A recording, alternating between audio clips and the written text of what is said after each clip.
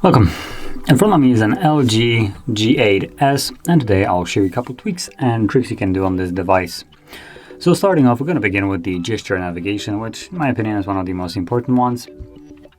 And you can quickly find it under the settings and display. You should see navigation bar right over here, where you will have the option for gestures.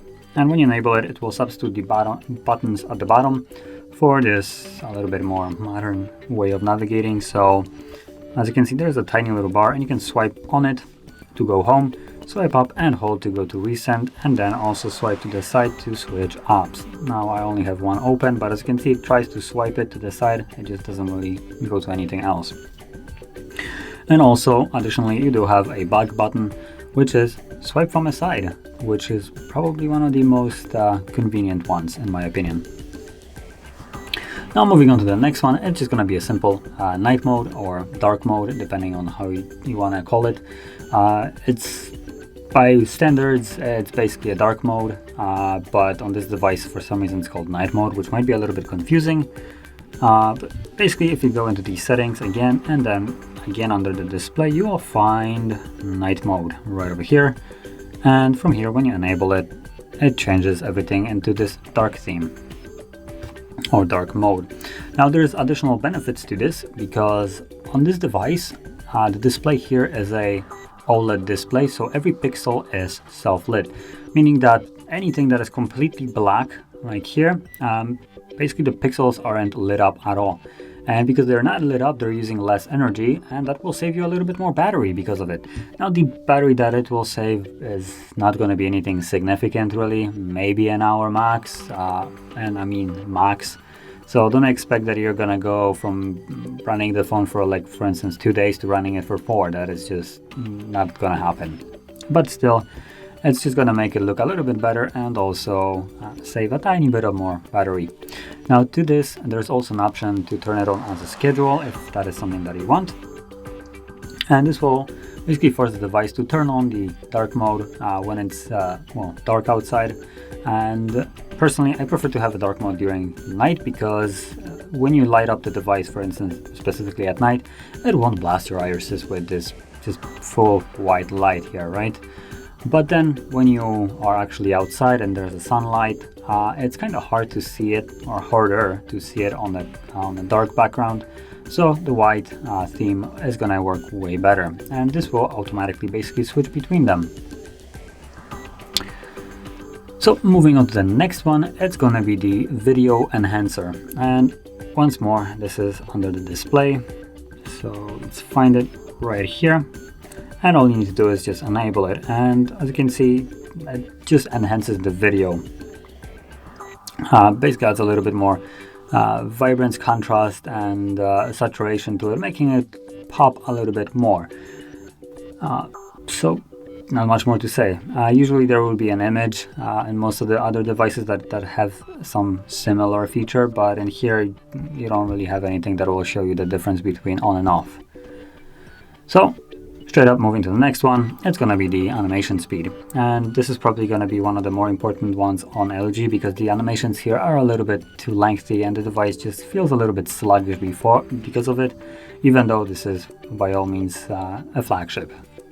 So to change this, we're going to go into the system under settings, scroll down to about phone, and then you want to go to software info and tap on build number 7 times. This will in turn enable the developer options. Now if you have some kind of protection, you will need to confirm it, but if you don't, it will just automatically enable it. And once that is on, you're going to go back just to the system page right here, and you should see developer options. And from here you're going to scroll a little bit too far, but scroll a little bit past halfway, and you should see, there we go, these 3 options right here.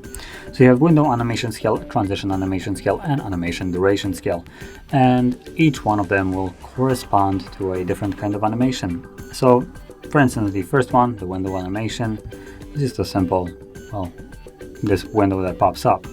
And just to show it a little bit differently, if I set it to times 10, you will see it just go super slow. So to improve this, we will want to set it to 0.5, which will decrease the animations by half and making them basically twice as fast. And this is good enough in my opinion.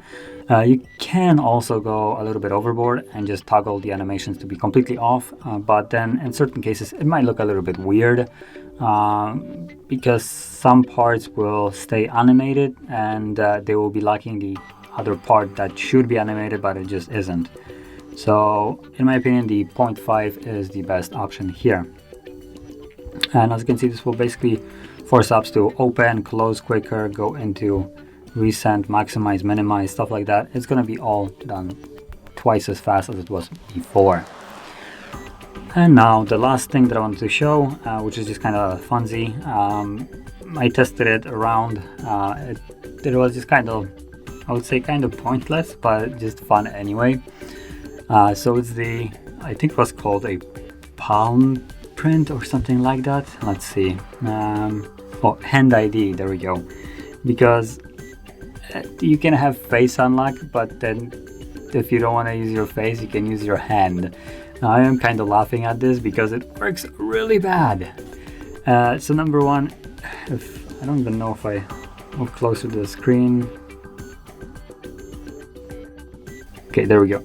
Now, unfortunately, I am a little bit blacking the screen, but so maybe I'll try to hopefully maybe able to, you can see that it gives you a message what you need to do here. So okay, so here it tells me to please swipe, which is not really what I want to do. So let's try that again.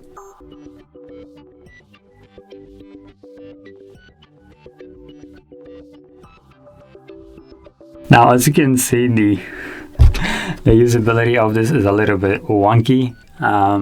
Maybe if I move it to the side, you can actually see what I'm actually doing. So let me just keep it at an angle as it is right here. So this time it actually worked fairly okay.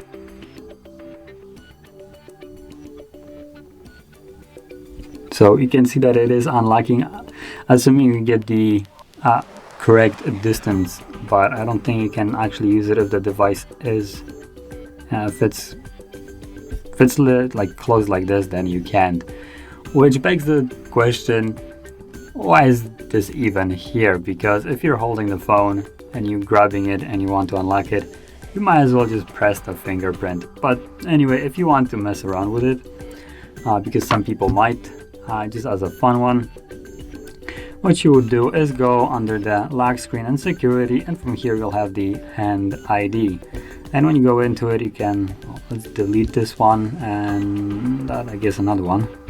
Next, again, confirm this, and from here it will give you a guide. So position your hand 15 to 20 centimeters away, and I'm going to grab the phone so you can actually see how it looks like.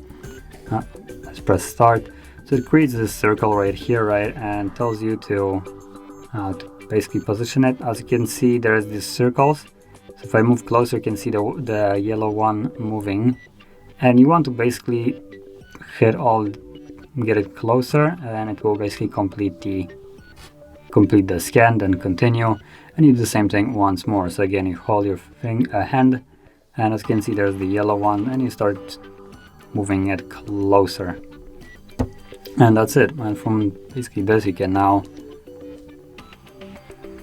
unlock the device. Now it is completely pointless because it's super slow and inaccurate, but it's still a fun one, just as a I guess, well, not really sure for what. But yeah, that being said, this will conclude all the tweaks and tricks that I want to share. And if you found this video helpful, don't forget to hit like, subscribe, and thanks for watching.